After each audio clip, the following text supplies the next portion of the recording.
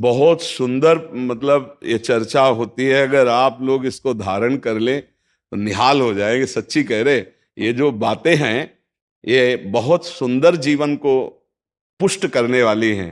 पर आप धारण कर लें तो बात है। बड़े नियम की आवश्यकता है। तो जैसे प्रातः काल से सायंकाल तक की हर व्यक्ति की अपनी एक दिनचर्या होनी चाहिए। ऐसा नहीं कि आज हम 4 बजे उठे, कल 7 बजे उठे, पर फिर मन को आप कंट्रोल नहीं कर पाएंगे। मन के लिए एक दिनचर्या होनी चाहिए कि हमको 10 बजे सोना है, 4 बजे उठ जाना है। तो फिर 4 से 4:15 नहीं होना चाहिए, 4 बजे उठ जाना, ऐसा नियम बना ले। और उठ करके हमको थोड़ी देर नाम जप करना है, थोड़ी देर हमें वाणी जी का गायन करना है, थोड़ी देर हमें ध्यान, एक अपनी दिनचर्या। फिर हम अपने संसार के कार्य के नियम, जो संसार के कार्य हैं, उनको भी करते हुए भगवान को समर्पित करें। जैसे जो पद में है, जो आपको राष्ट्र सेवा मिली है, जो आपको समाज सेवा के पद मिले हैं, या आपको जो घर की सेवा के कार्य मिले हैं, उनमें बहुत धर्म पूर्वक आचरण होना चाहिए। अगर आप अधर्म आचरण करते हैं, अपने पद का दुरुपयोग करते हैं, तो आप सुबह जग करके थोड़ा माला चला लीजिए, फिर भी आपका कल्याण नहीं होगा। क्योंकि आप अपने पद का, अपने सेवा का दुरुपयोग कर रहे हैं। जैसे हम जानते हैं कि अधर्माचरण है, ये अधर्मी है, हमें पता है दोषी है, और वो हमको कुछ धन दे देता है, और हम उसको मुक्त करवाने की बात सोचते हैं, और जो निर्दोष है उसको फंसा देते हैं। अब तुम चाहे जितना माला चलाने की कोशिश करो या दान पुण्य करो, वो तुम्हारा अधर्म आचरण, वो अधर्म का धन तुम्हें सतमार्ग में नहीं जाने देगा। नियम लेना चाहिए कि जिस पद में है, जिस धर्म में है, जिस कर्तव्य में है, चाहे कुछ भी हो जाए, हम अपने कर्तव्य से विमुख नहीं होंगे। जितना जप महान है, उतने कर्तव्य महान है। दोनों बातें समझना है। जब माला फेरा और इसके बाद बेईमानी, अधर्माचरण, इनका कोई नियम नहीं है कि हमें कैसे चलना है, तो वो माला काम नहीं कर पाएगा।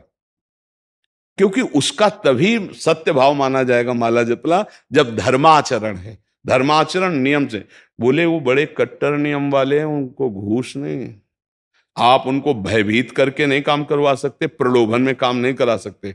ये हमारी गृहस्थी है ना, तो गृहस्थी के पालन के लिए धन चाहिए, और धन के लिए हम धर्म को आगे रखें, धन को नहीं।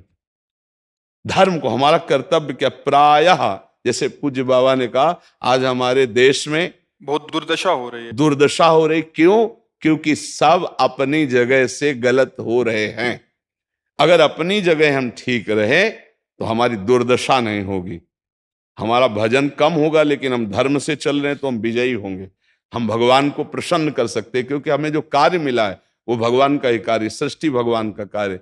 जैसे नए बच्चे कुछ वकालत पढ़ रहे थे, तो यहाँ के प्रश्न किया था कि हम जानते हैं कि वो दोषी नहीं है, हम जानते हैं कि वो दोषी है, पर दोषी हमें पैसा दे रहा है, तो हम वकालत पढ़ी इसीलिए, हम उसको जिताएंगे, तो क्या कोई पाप है? तो उनका खुला पाप है।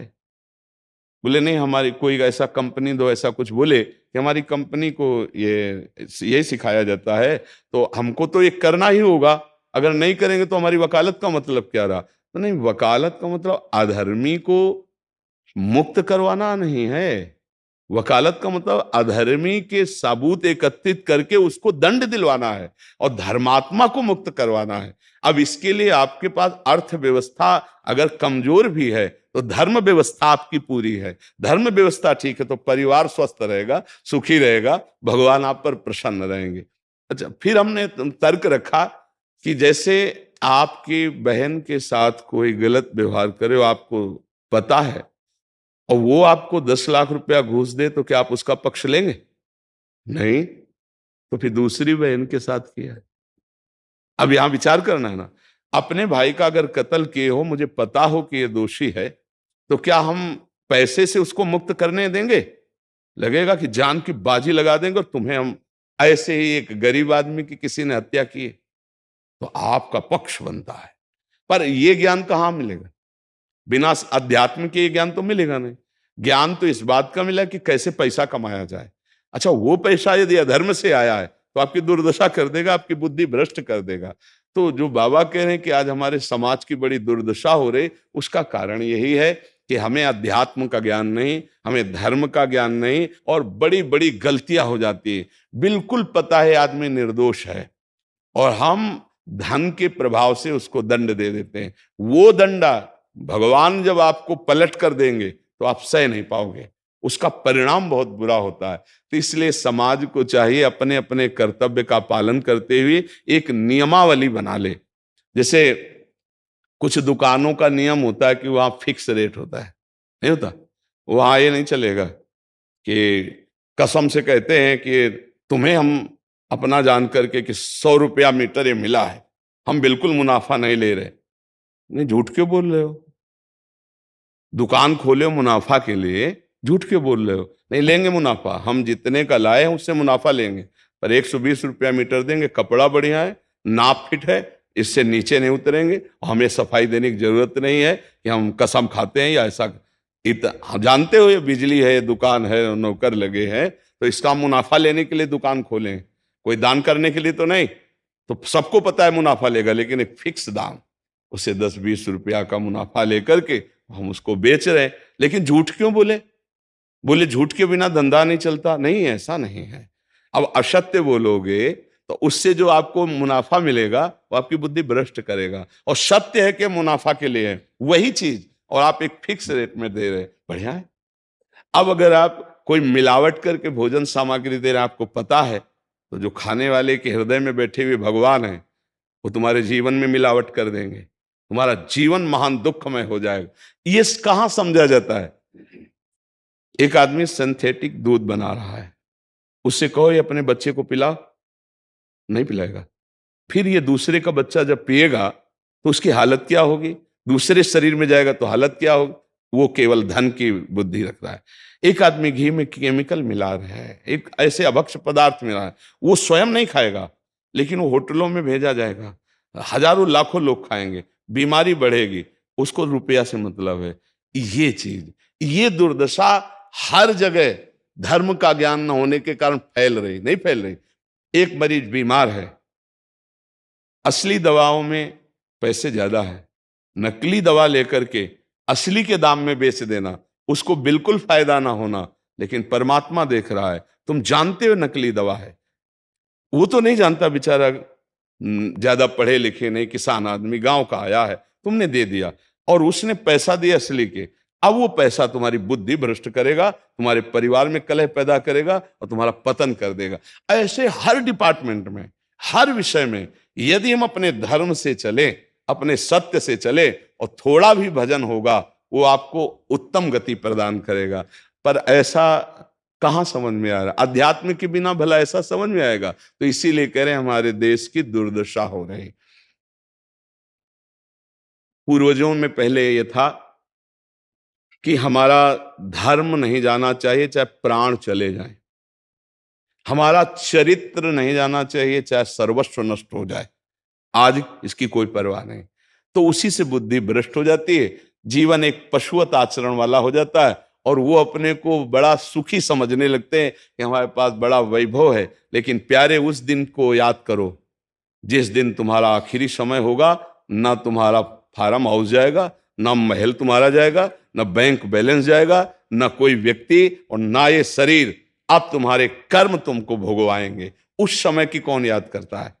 अगर उस समय की याद हो तो भय लग जाए कि नहीं नहीं, पाप नहीं करूंगा, क्योंकि जाना है यहां से। अच्छा, कब जाना है कुछ पता नहीं, किसी भी समय ट्रांसफर हो सकता है इस शरीर से। तो हमें लगता है कि महापुरुषों के जो वचन हैं कि हमें एक नियम से जीवन जीना चाहिए, धर्म पूर्वक जीवन जीना चाहिए, अपने कर्तव्य का पालन करना चाहिए। जो हमारे लिए कर्तव्य, आज प्रायः धन प्रधान बुद्धि होने के कारण कर्तव्य स्वाहा हो रहा है।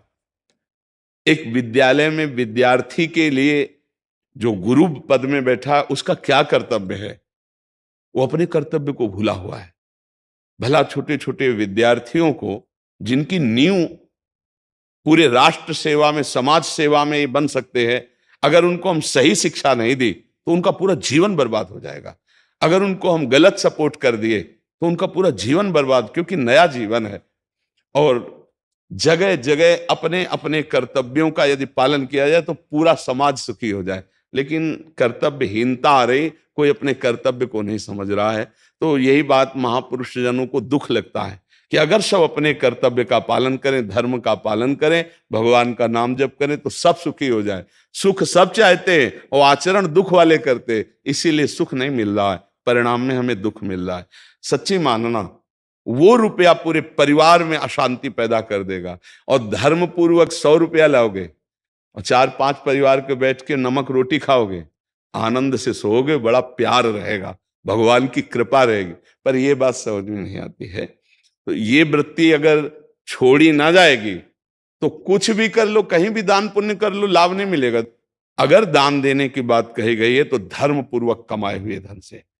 अगर आप मेहनत से कमाए हो ना, 10 रुपया दे दोगे ना, तो 10 रुपये का वो आटा लाके अगर 2 रोटी खाएगा तो खूब वजन होगा। वो आप 1 लाख रुपया बेईमानी कर रख दोगे ना, तो बैठे बैठे वो गंदा ही सोचेगा, भजन नहीं होगा। उसका गंदा सोचना और आपका गंदा करना, दोनों मिल करके उसके कारण भी तो आप बने ना, तो आपका ही पतन हो जाएगा। उसको तो भगवान बचा लेंगे क्योंकि भगवान की शरण में है। तो मुझे लगता है अधर्म के धन से कभी किसी को लाभ नहीं मिलता। तो अपने कर्तव्य का पालन करते हुए यदि नाम जप किया जाए तो बहुत जल्दी हमको लाभ प्राप्त हो जाए। बहुत सुंदर मतलब ये चर्चा होती है, अगर आप लोग इसको धारण कर लें तो निहाल हो जाएंगे। सच्ची कह रहे, ये जो बातें हैं ये बहुत सुंदर जीवन को पुष्ट करने वाली हैं, पर आप धारण कर लें तो बात है। नहीं नहीं तो जैसे लाभ दिखाई दे रहा 50,000, तो ये बातें भूल जाओगे, ये बातें अच्छी नहीं लगेंगी। हे यार, बहुत बढ़िया काम घर में आएगा, पर हमारी ये बात ध्यान रखना, वो 50,000 घर में अशांति पैदा कर देगा। सच्ची मानना, आप धर्म से चलना, धर्म से चलोगे तो भगवान तुम्हारी रक्षा में रहेंगे। अधर्माचरण, देखो कैसी कैसी घटनाएं होती हैं। बढ़िया कार है, फिल्मी गाना लगाए चल रहे हैं, और वो एक्सीडेंट हुआ, आग लग गई, बाहर निकल ही नहीं पाए, वो अंदर ही जल गए। क्या हुआ? ये करोड़ों रुपए की कार भूंज दिया तुमको अंदर ही बैठाल के, धू धू करके आग लग गई, अंदर जल। ऐसे जलना चाहते हो या भगवान के आनंद में चिंतन करके शरीर छोटे हो फिर दाह संस्कार हो ऐसे कि सब लोग भगवान के नाम का कीर्तन करते ही जा रहे, फिर आपका अंतिम संस्कार वहां जीवित जल गए? क्या हो सकता है? एक एक पल तुम्हारे कर्म का हिसाब होगा, एक एक सेकंड का।